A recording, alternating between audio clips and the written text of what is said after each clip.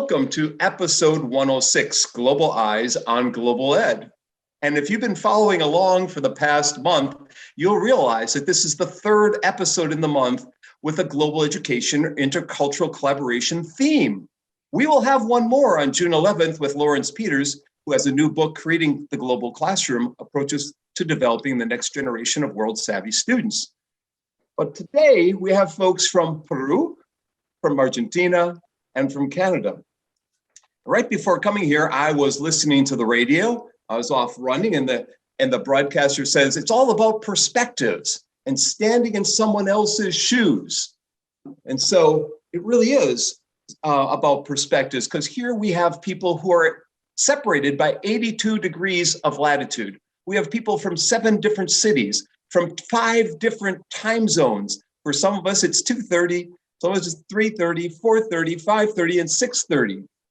We have 4 different countries. We have 2 continents, but we have one common purpose, and that is talking about global education and collaboration. Whether it's World Savvy, who we had on a couple of weeks back, or iEarn, which Carlos has worked for, or ePals. Today we have the Center for Global Education, which is also connected with taking it global.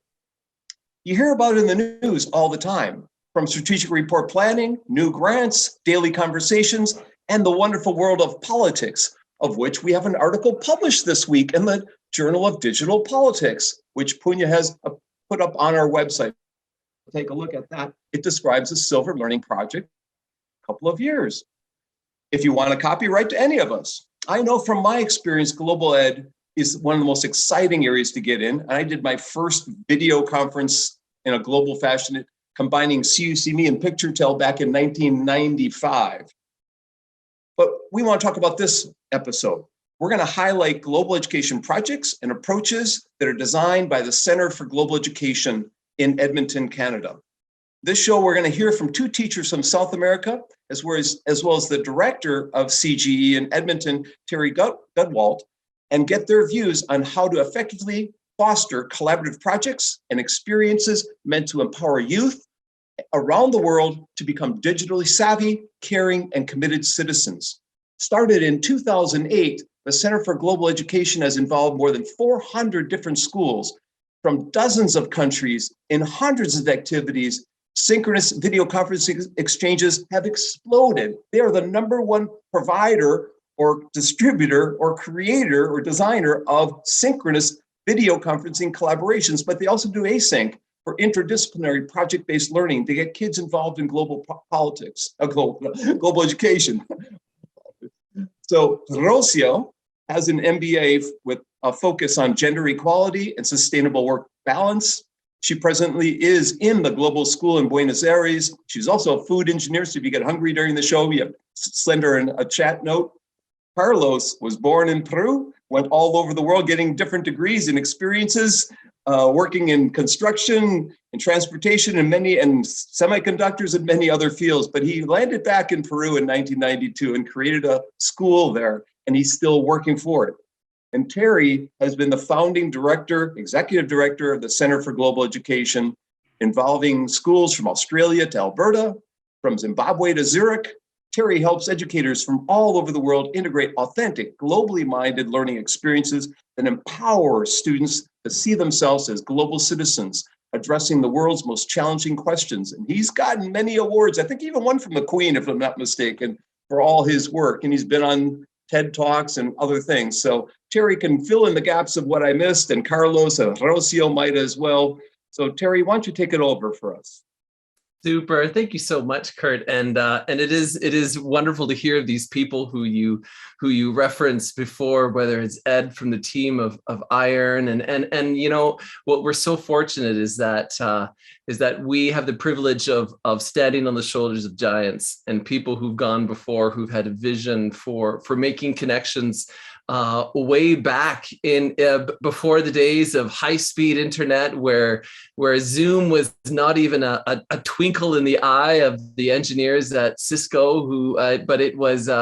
We have come so incredibly far, and we are so incredibly privileged at the center to have learned from such great people, and to continue their work and to continue along beside them.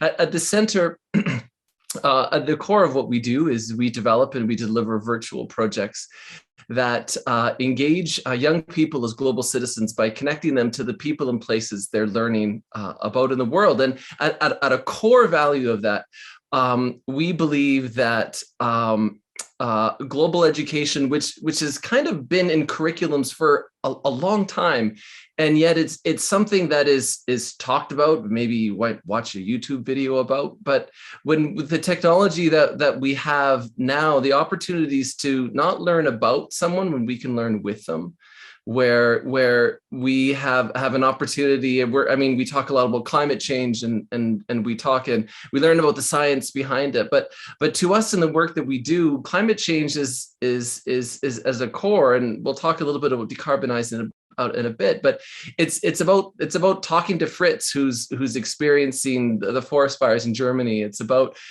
talking to Ahmed as they struggle with desertification in Morocco. It's about learning, and it's about hearing directly from Annapurna as she describes the impacts of drought in India. It's not about something that's in our head, although that's important. We need to understand the science and the complexity, but what's going to move us to be citizens, what's going to move us to have those connections, is where we stop learning about and we stop learning and we start learning with. And then we take that learning that we have, and we believe passionately, and that we have two educators here who are really leaders of the planet, who we have the privilege of working alongside. But we believe that education without action is like food without exercise. It doesn't matter how incredible the food is. If all you're doing is sitting on the couch and watching television, you're going to get sick. And we do a great job of that in schools. We have incredible educators all across this planet.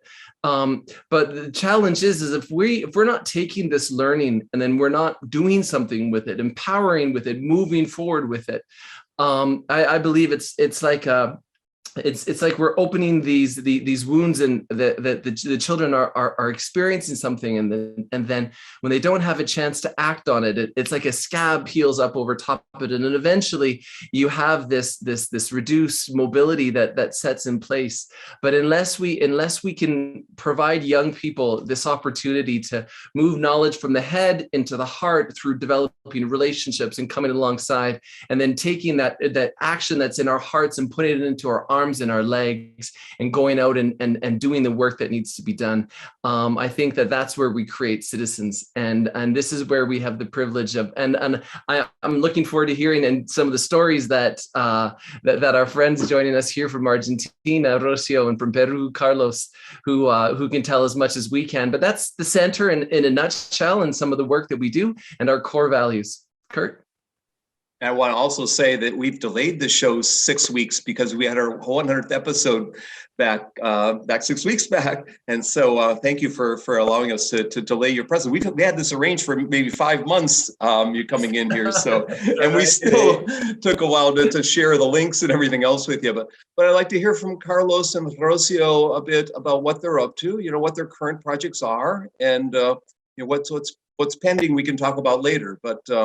What have you been doing? What you're proud of that you've done in the past? At the moment, my school it just made a project-based education, and one of the areas in which we are involved is the environmental education, and. At the moment, we have, for instance, a project in which we are working with this Tenebrio molitor, these male worms. And the idea is that we use them just to make fertilizers for plants. And also, we are thinking that in the future, people will have to eat insects due to the problem with the global warming, and that's a possibility that we have to consider. And also the other thing is that we as a school, we have a green roof, and we are just starting to develop in the green roof a kind of urban agriculture. And the idea is that we have to integrate all these Tenebrio molitor fertilizers productions, plus the green roof, and use of technology, for make a very efficient watering systems, just to make a kind of integrated circular economy, let's say, in that sense, in which we just produce things, generate almost no waste, and try to see what happens. And that would be a way to teach the kids that it's possible to do it. That was one of the projects I am working in. And how large is your school, and how many students are you serving? Very few. We are serving almost 50 or 60 students, because we are not a regular school. We just drop out of the regular system. And for us, the students who take part are students who are actually interested in. We don't have any grades, we don't have any certificates, let's see, but they are there only because they want. Our idea is, if you are interested, you are in. And if you are in, you have to be very responsible and work hard. Sounds like some of the themes from the past 2 years we're seeing right there. Rocio. Here I am. Yes. So it's so interesting, everything that Carlos and his school does, every single year we're like, oh my gosh, amazed. So as you said before, I am a food engineer, and I used to work in very big companies. So landing in education was such a fortune. I mean, I started as a physics teacher, and I am a physics teacher too, as well. But at the global school in Argentina, we have approximately 300-400 students, and it's all project-based. And that's where we met Terry and the CGE, because they started with the Decarbonize project. And I also share with Carlos other green projects. One's called Unplastify, and is based in Argentina.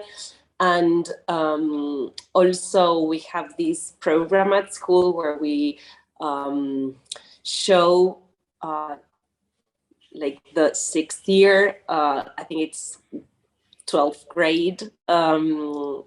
Those are the top, right? The eldest at school.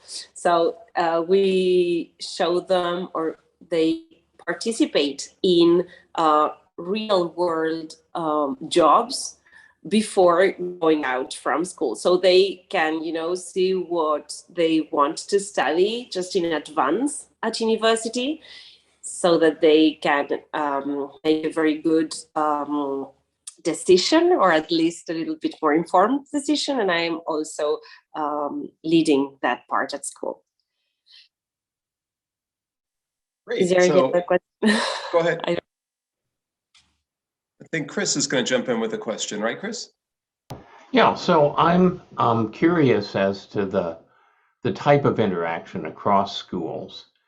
I can imagine 2 schools in different countries doing a similar curriculum, like environmental, and then at the class level interacting. Well, our class did this and your class did that, and it would be shaped by the country that you're in, and so there would be a global kind of perspective. Or I can imagine student teams being composed of students across countries. So a team of 4 with 2 from one country and 2 from another country, and they're working together, and the interaction among cultures is more detailed, but also probably harder to manage. So I'm curious for your projects.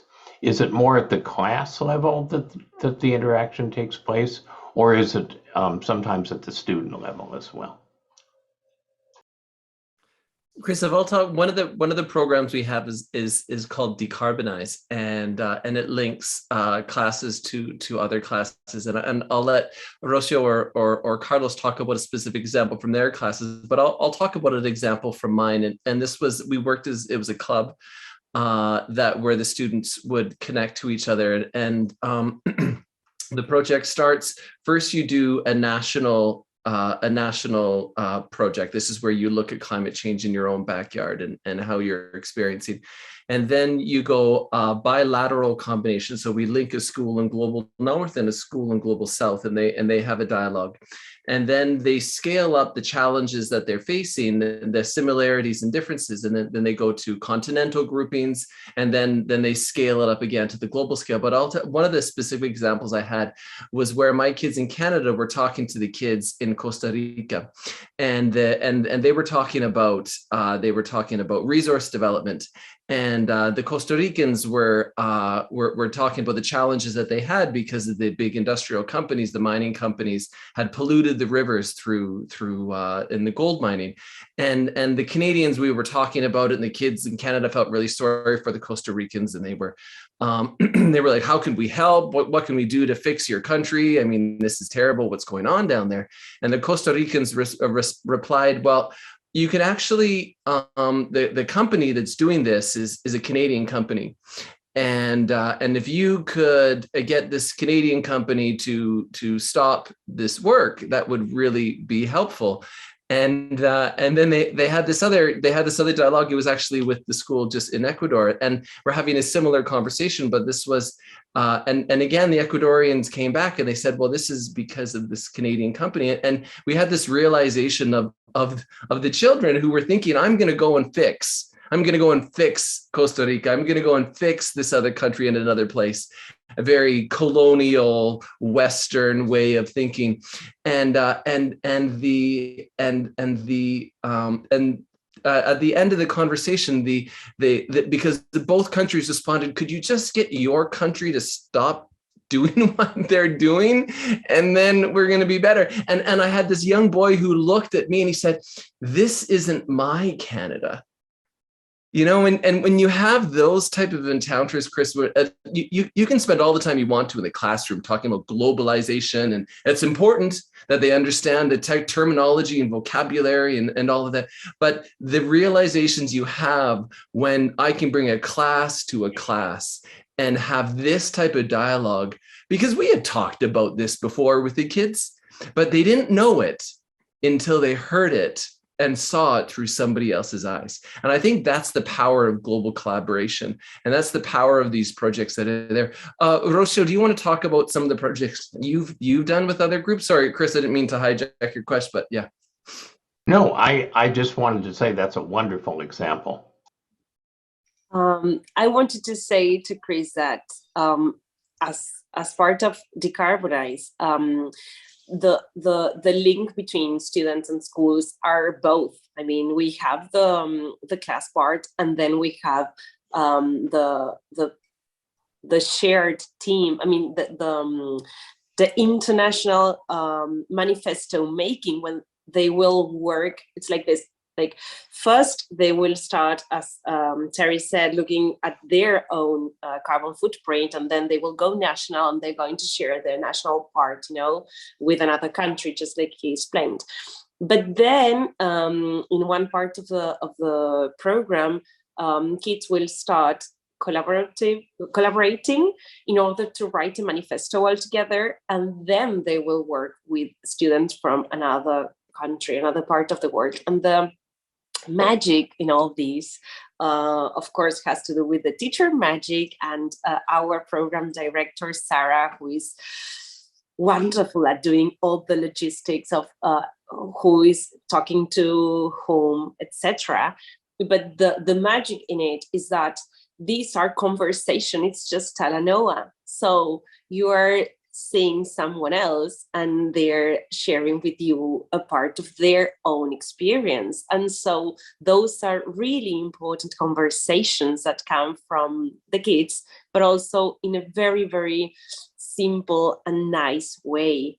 And it's so wonderful because I really believe, and I think it's kind of the decarbonized belief, that when you talk soul to soul, wonderful things happen. And this year, the bilateral pairing between our teacher Mo in Indonesia and our teacher Gulay in Turkey made them to share a trip, and they went together to Ankara, and the kids working together. So that went to an extra level, apart from the two you were talking about, Chris. I would like to add a very nice anecdote, no? Because in the when that's the global collaboration, they work students from all the countries, and of course with the time difference, there are some people who are in the morning and the other are midnights. And for instance, my students, they worked with a group. They start of chorus class, but at the end there was a team from different countries, and they had just fun because they were working midnight with pajamas, and then they sleep a little bit and wake up and then work a little bit more. And that was really very interesting for them. These 2 days, they were for them, let's see, there was no time, but they were just work, and they were working quite hard. Young, you want to jump in here? Yeah, Carlos, I just want to congratulate you. This is quite funny that it seems to me a lot of innovations comes from outside. When kids drop out of regular school, they become more innovative. And Rocio, of course, your school is another specialty. When your principal kind of dropped out of St. Andrews, he founded a new school. It's so congratulations on both of you. And we do need to explore something like that. How come a lot of traditional schools are not as innovative as this alternative school? So you guys were great. But my question really has to do with Terry, because Terry talked about 2 words, and I've been writing about 3 words. Terry said they can learn from others, from learn from to learn with others, which is beautiful. And I have been writing a lot as a global education is really learn from, learn with, and learn for others on the global scale. Learn for. So the learn for point is this. I think it's in the new age, we all have some capacity, some uniqueness, some are of our own background. And if we can contribute our unique talents to other people's problems, and so we have interdependent kind of learn for other people. And when I think when just now you mentioned, for example, how can we solve your problem, which is kind of colonial, but at the same time, the students from Puerto Rico could say, how can we solve your problem, right? Yes. How can we address that? So I was just wondering, Terry, Carlos, and Rocio, any of you could be thinking about maybe your next project is to say, how can I address your problem? Simple things like, why don't you create, Rocio, in your school, why can't we ask the Canadians to build some language learning programs for us, and then you can build some language learning for them, or culturally, or climate change. So I just want to contribute one more word: learn for each other on the global scale. Young, it's such an interesting perspective. This year is we don't often hear both parts of it, but it's decarbonize, decolonize. And because we understand that in order for us to truly understand and work towards a more sustainable future, we have to understand the power inequalities that exist and perpetuate between and within countries. But this year's iteration is is going to be looking at food sustainability. I think that we're very aware, and especially in light of what's happening in Ukraine and Russia, the breadbasket for much of many other regions across the planet. But as we look at the decolonize, we're going to be looking at native species and indigenous species of food. And I think what we're going to find increasingly as our planet changes, we are going to be looking not just at maybe some of the traditional understandings of some of the scientific understandings, but also learning for and learning from indigenous cultures.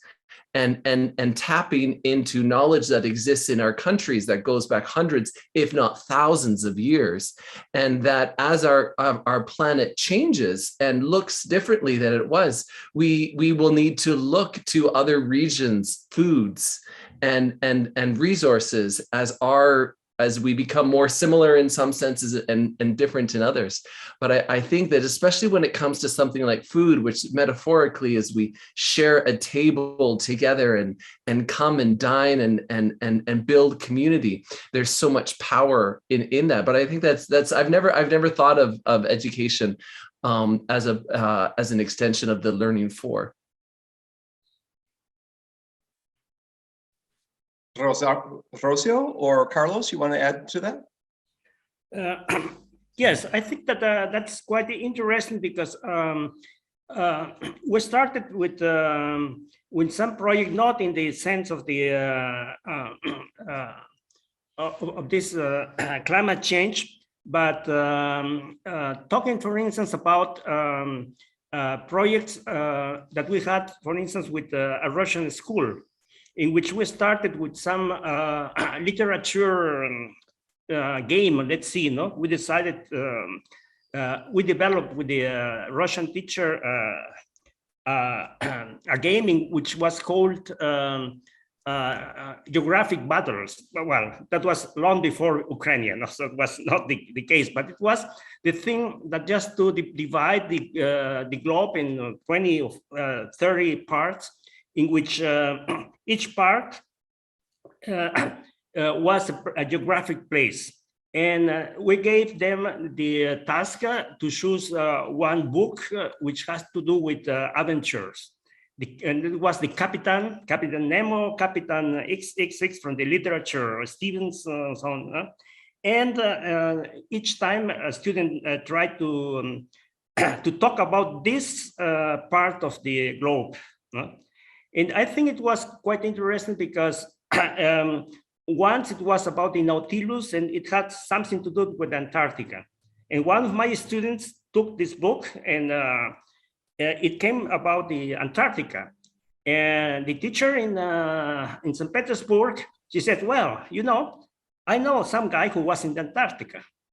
And we had also not only one, two sessions about the Antarctica in which he told us a lot about his experience there. It was totally unknown for me, for instance, no? And so that was quite interesting because Russia is in the northern hemisphere, Peru is in the southern, and we have a small piece of the Antarctica. But we, or my students, knew nothing about the Antarctica. So that's some example of what can we do for you. In that case, they did it for us. No? Let's see. You should have them watch Silver Lining for Learning. We've had 2 shows on Antarctica.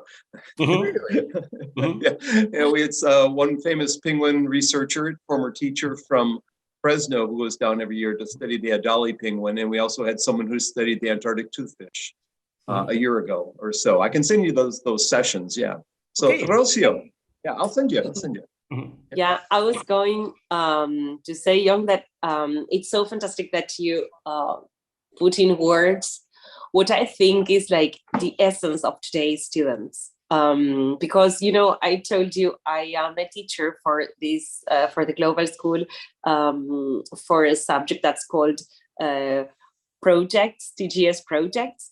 And well, what they have to do, students need to make a project of their own. And I have many projects where they want to make something for the rest. So I have the 6th year students who are preparing these, well, after COVID, this is something they really enjoy. They want to go to different places, educationally speaking, and they go through the curriculum of each year, and they are preparing one, let's say, one way out for each of the years. And then I have another team, and they are starting like these workshops regarding things they are fond of and things they enjoy and they consider themselves, you know, good at. And so they're having that for their classmates.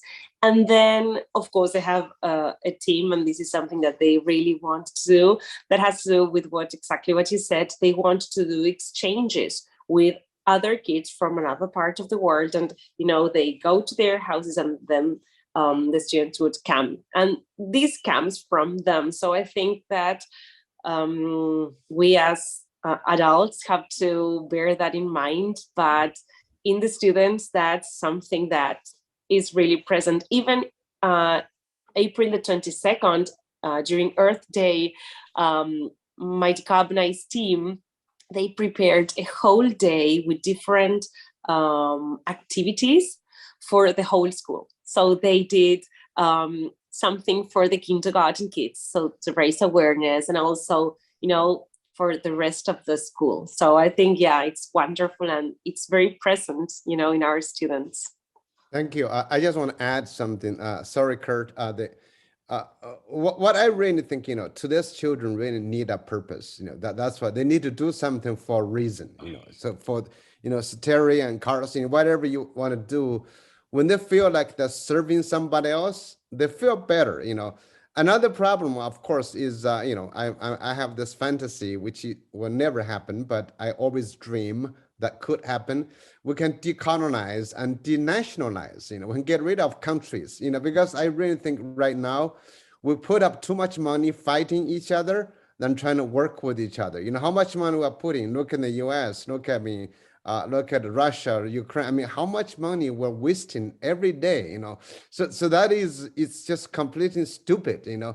So I hope our children will not have to live with dictators, with countries just to mobilize us to fight each other. And instead, let's work with each other. Perhaps your projects, Terry, Carlos, and Rocio, you know, can help children to learn. We can build for each other better. Thank you. Kurt?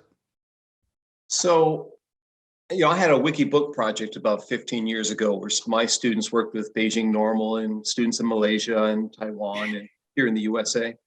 Writing books and reading the books they wrote. And when I hear Carlos and Rocio talk about their projects, and you too, Terry, I'm wondering, well, first, I was wondering before if Rocio and Carlos' students are working together. That's a side question. And it sounds like you do, but are you taking the projects that they do and turning it into so going back to Young's point, a purposeful project that they're creating a book or pamphlet or a report or a doctrine or something for the world community or for others in their communities? Have you designed something like the Foxfire approach in Georgia would have kids write books that would sit in dentist's office and doctor's offices when they were done? And you might show Jennifer Klein's book and put a little plug in there, Terry, when you answer. Why don't you put the book up on, you still got that sitting next to you there? So people can see that. So what's the title of that one again? Absolutely. So the Global Educator Guidebook, and Jennifer really brings us educators through some very simple steps to take these global experiences and make them something that every teacher can do, and not just those who have superpowers like Rocio and Carlos, but ones that everybody can engage in.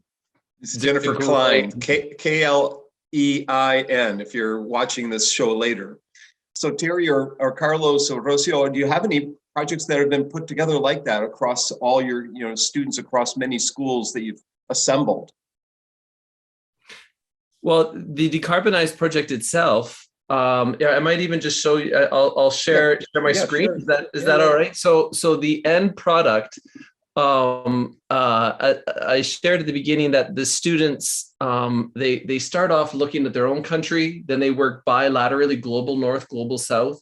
Then they work in continental groups, and then as a global group, and then we send delegates from each of these. And this past year, we had 54 countries that came together and created a global youth manifesto that they presented to the leaders of the planet at the United Nations Climate Conference.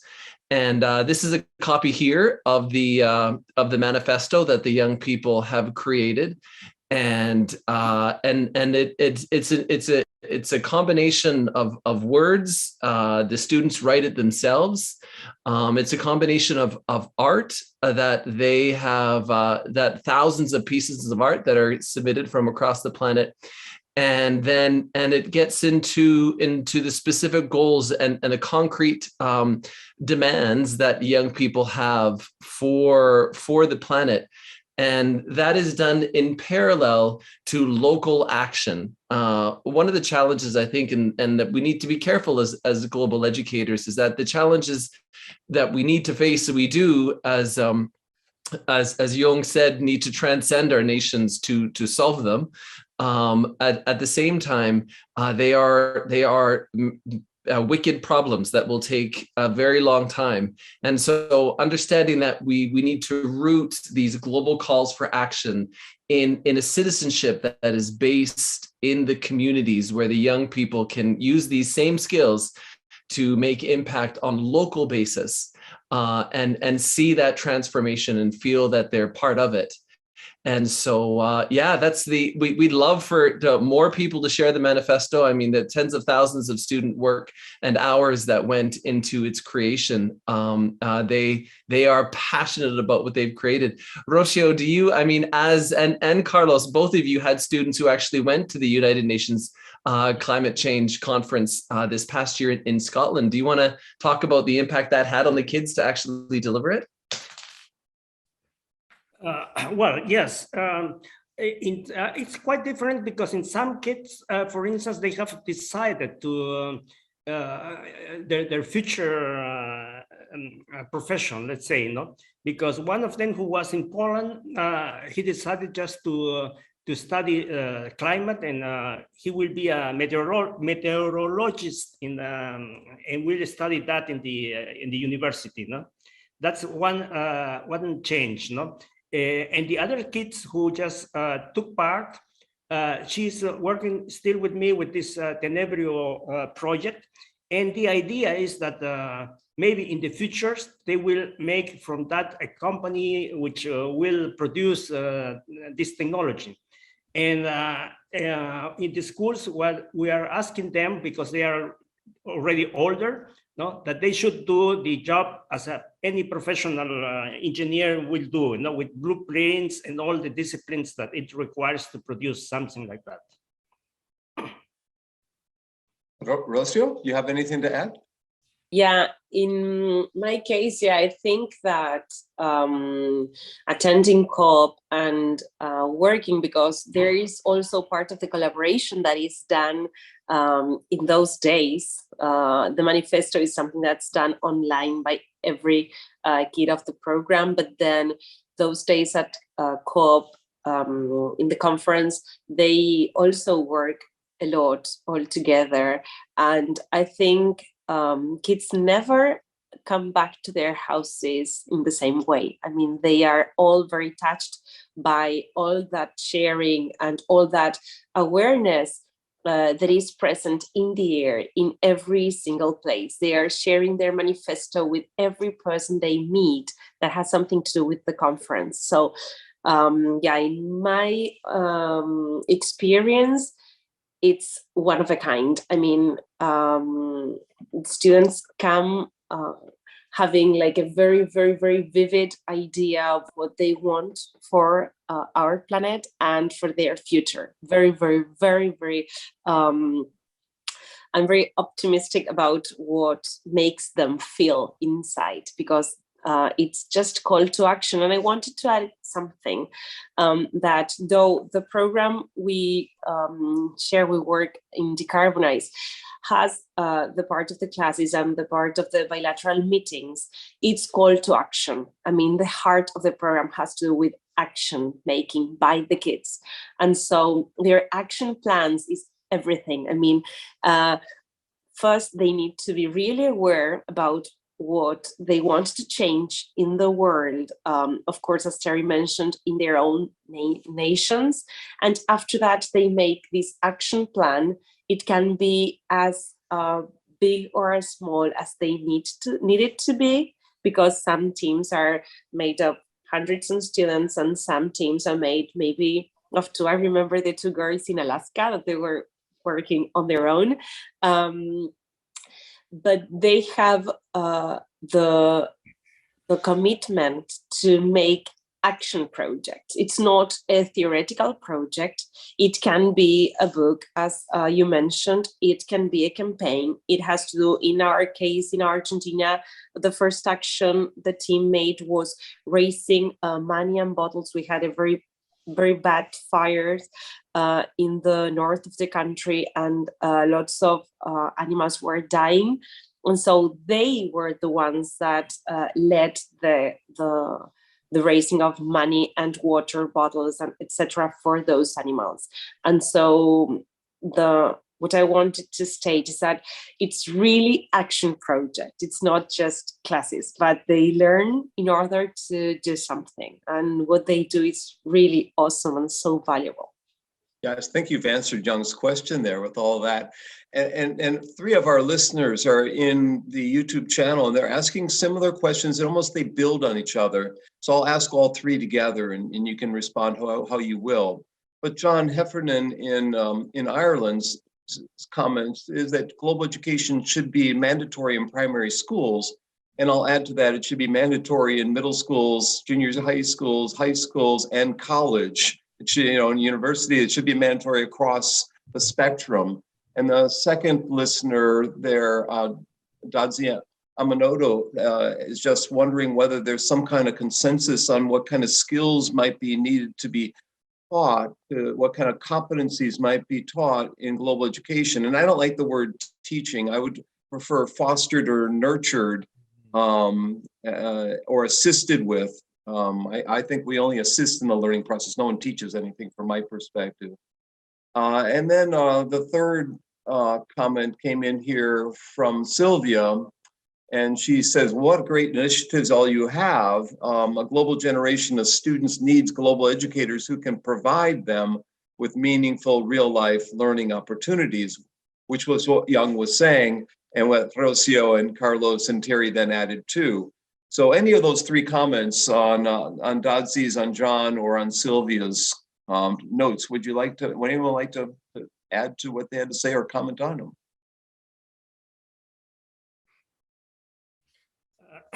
I would like to add to the comments about the meaningful real life opportunities. I mean, life is so full from real life opportunities, no? Teachers only have to grab them and to watch and then forget it about the curriculum. Because suppose the case we had with the coronavirus, I was in Russia at that time that started the coronavirus and starting going out of China. And at the moment I knew, or I guessed that it will come to Peru. And then what we decided is to make a project about coronavirus. So the first part of the project, it was February. So at the beginning, it was we got primary school kids who just first make videos about to show the other kids how to wash their hands. The second, we had problems with these masks. So they developed with just toilet papers, masks. And third, they started to develop a way to greet the others, not touching them. No? And that was, the first part of the project. The second part, as was coming already, the COVID in Peru, it was the thing that they should learn about the mathematics of the pandemics, so that they wouldn't be cheated by the authorities who just was talking ciphers and saying here everything is okay. The statistics were there. And the third part, it was about the feelings. It was about how do the kids just experience the lockdown, and they expressed that in a podcast. So they learned that during the pandemic.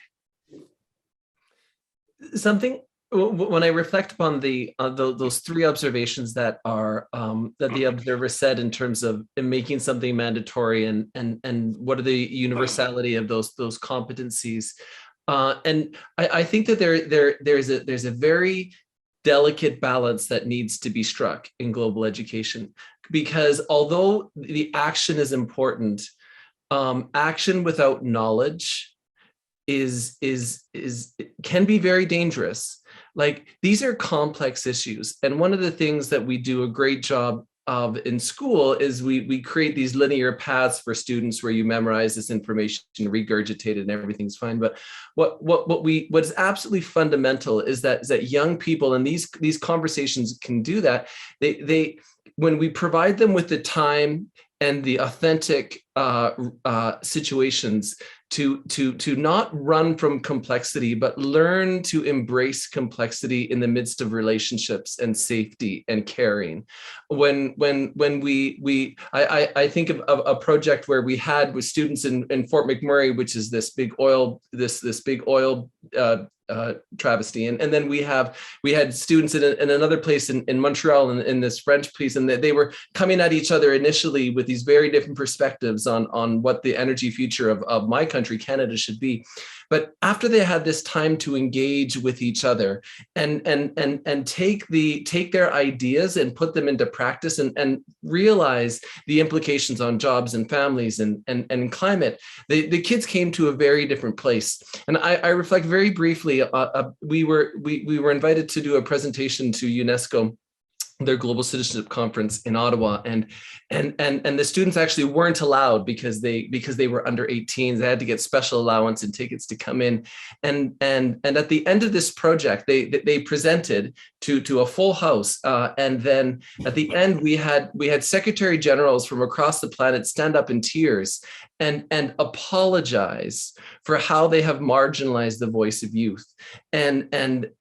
Because too often we say, come tell us your opinion around this big complex global issue, where we're going to invite you in for pizza and we're going to have this conversation. But what we need to do is that these are complicated issues. We need to delve deeply into we need to spend time wrestling with this. We need to understand that it's okay not to have an answer, and that we will navigate this uncertainty together. And this is what global education gives us the chance to do. And it's important that we don't just jump to action, which is important. We need to spend time wrestling and becoming comfortable and with not knowing what an answer even might be, but that we're going to get through this together.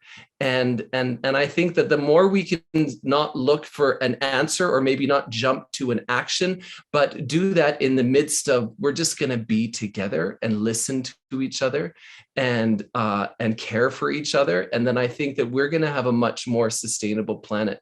And that's what those competencies, I think, sometimes forget. But that it needs to start from that elementary, like that teacher said, all the way through. And that's when I think we can come to that special place. Kurt, sorry, I got to jump in. Terry, very well said. There's we should. I just have to jump in this. We should not expect kids to suddenly solve all our problems. It is a learning. It is education, and it is driven by a desire. But I would just want to comment on Carlos, is that I'm hoping every child in every school can do a global or many global projects on COVID pandemic, on the science of it, on the math of it, on the protection of it, on the political reaction to it, on the how we solve the problem, or just social emotional feelings, family, I think that's such a big project. Schools can stop whatever doing, spend a whole year digesting, that action. This is something that can be quite amazing. Anyway, I know Chris has a question, but I was just want to jump in because Carlos, you did the exact right thing. I wish I was your student. I was inventing masks out of bathroom tissues on my face. That would be great. Thank you. So I want to build on some things that Terry said and bring up a theme that's emerged in our other recent Silver Lining for Learning episodes about global citizenship. There is a real tension between being a citizen of a country and a citizen of the world. And every country uses education to socialize, to advance their own culture and inculcate students in it, and to advance their own national interests as a region and have their students feel an allegiance to those national interests. And I wouldn't want it differently. I think of the world as an ecosystem with many niches, and healthy ecosystems have a lot of niches. And I would be horrified if we had one culture in the world, if we homogenized everything. I think that would be awful. There are companies who would love to do that. So if anybody in the world gets hungry, there's a McDonald's sitting right next to them. But that to me is not an attractive picture of a world that I would want to be in. But there is a tension then between when you're a citizen of your country and when you're a citizen of the world, because the two are not identical in their interests. As one example, you have global North countries saying to global South countries, stop cutting down your forests. We need those forests. Everybody needs those forests. And people in global South countries saying, where are your forests, right? You cut down your forests, you made money on it, you became industrialized, and now you're telling us, why don't you stay poor? Because we really need your forests. Well, that's a wicked problem, absolutely. So I think that it's important not to view global citizenship as just kind of a really good thing, and the more you can teach it, the better. It's more complicated than that. And yes, a healthy ecosystem, all the species collaborate with one another, but they collaborate with one another by sometimes giving up some of their own interests so that another species can prosper. And I'm curious as to how you try to navigate some of those tensions if issues come up where there are, in fact, real differences between global North and global South. For example, the rise in the oceans is certainly affecting marginalized populations much more than it affects rich populations.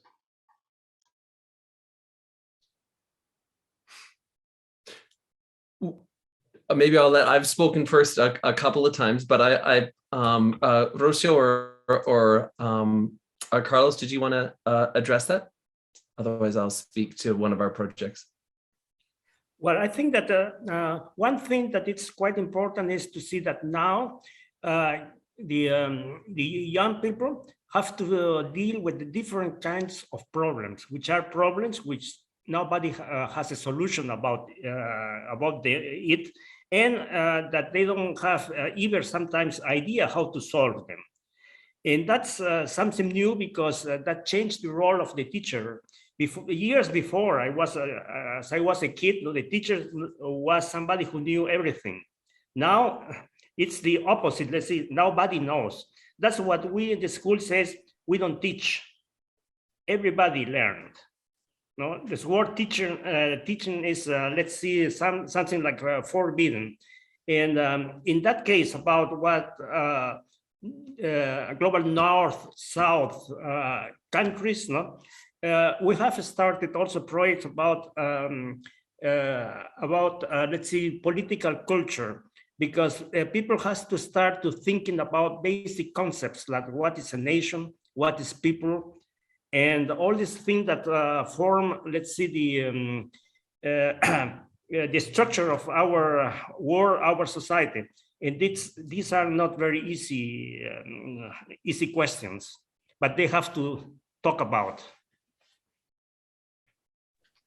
What I was going to add to that is that the first thing we usually do in the Decarbonize project, but also in some other programs we have been part of, is acknowledging Indigenous people's rights. And so when we start from that perspective, you also, in my opinion, leave the question you brought, Chris, kind of to the side, because you are starting even before nations. And so I think that's a wise way to put it, because in that sense, the students who come to these programs are very aware of what Indigenous people needed back then.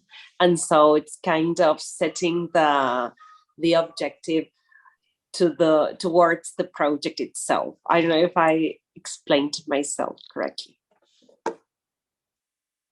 Terry, you want to take a quick crack at that one? I have one final quick question after that. I think Rocio said it so very well. When we start all of our events with an acknowledgement of the land that we're joining from, and that this is not our land. And when we harken back to a way of knowing, in a way of being connected to the land that doesn't have a border behind it, it allows us to transcend some of the national interests that we might find ourselves within, by starting with a shared value rather than a shared interest, than an individual interest. And it doesn't always work, Chris, I'll be honest, it's messy, right? But if we can start with an alignment, and then we can sometimes find ourselves in the messiness farther ahead. So 15 years ago when you started, and 25 years ago when I was doing global ed at the beginning, or more than 20, it was technology access that was the huge challenge, and awareness. What are the challenges now that you're facing for global education that you weren't facing in 2006? Are there any new ones that have cropped up that people might want to be aware of? We only have a minute or so to answer this because we have to introduce the next show, but does someone want to comment on the challenges that you're facing still today? The challenge is that we one of the things that we are very conscious of is that there is still a digital divide in terms of power. So myself, when I connect to Madagascar and I connect to some of the least developed countries, who are you connecting to? Right? Who has access to this technology? Just because we don't all have access to it, and we need to be very conscious of the fact of who has the power while we continue to, because it's not universal, and that means there are some voices that are not heard, and we need to be very conscious of who is not at the table, not just who is. Carlos, 10 seconds. You're shaking your head. What else? No, well, I think I agree with Terry. I had also students with which the connection was very, very, very bad. I agree with him. Okay, I think that's, and Rocio, I assume you'll agree with that too. Yeah, I definitely agree on that. And also in terms of money, it has to do, in order to get to COP, it's not the same for everyone, and it's one of the big challenges, like raising money to get everyone to COP, because it's really, really, it's not equal at all, and resources are really hard to get in some countries. We'll end with that comment. Thank you very much for all of you today. It's been a wonderful show. Really enjoyed show number 106, and I'm sure the people watching the archive of this will be commenting on it for years. Show. You're muted, John. I've never been told that I was muted, but now I have. That's just broken my record. All right, I was too excited. This is a great show. And, you know, as you know, I mean, I just want to add that the digital divide is not only global, it's also in the US. You know, Chris sent a great article in the US, in Canada. I mean, we saw a new report come out of Harvard and a bunch of others. Why did the poor kids kind of suffered more during the pandemic? There's a lot of reasons. Digital divide is definitely one of them. But I'm here to introduce our next episode. Episode 107 will be the host reflections, and particularly we'll be discussing an article the four of us just authored. It's called The Silver Lining for Learning, Webcast as a Bottom-Up Driver of Global Educational Innovation, in the Journal of Digital Politics. It's a great article because we wrote it, and it's a great article because we have so many wonderful guests, but really use that as a driver for big changes. So I hope you'll join us next week. Thank you very much.